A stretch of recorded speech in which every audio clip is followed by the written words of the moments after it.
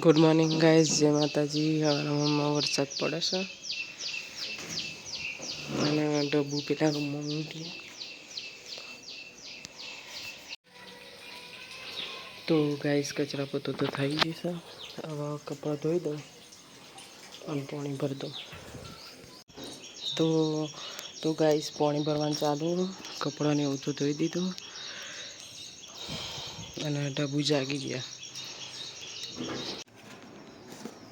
તો ગાઈઝ આ તો વહેલા લોટ બધવાનો, કોબીનું બટાકાનું શાક બનાવવાનું અને ટીવી ચાલુ કરી દીધી છે. લોટ બધો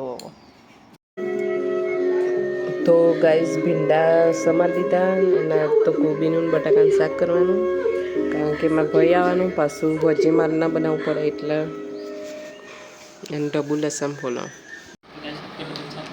તો ગાઈઝ ભીંડાનું શાક, કોબીનું શાક, દહીં અને પરોઠા અને પિક્ચર જોઈએ છીએ.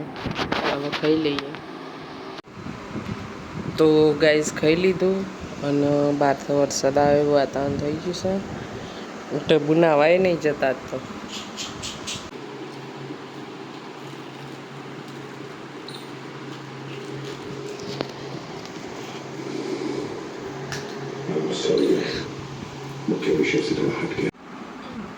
તો ગાઈસ નોકરી જવાનો ટાઈમ થઈ ગયો, એટલે ઉદાસ થઈ ગઈ છે અને તૈયાર થઈ ગઈ.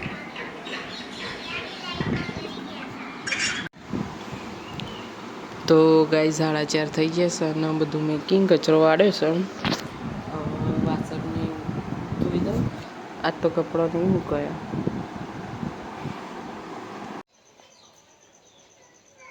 તો ગાઈસ વાસણને હું ધોઈ દીધું છે.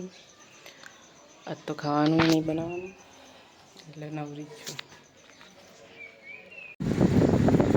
તો ગાઈસ આજ તો ડબ્બુ પલળીને આવી ગયા. જેવું પડે વરસાદ.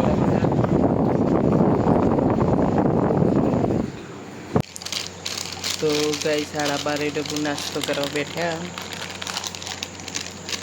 તો ડબ્બુ વરસાદ પડે છે એવું લાગે. ઠંડી લાગતી. તો ગાઈઝ ગુડ નાઇટ. જય માતા. ડબ્બુ ગુડ નાઇટ.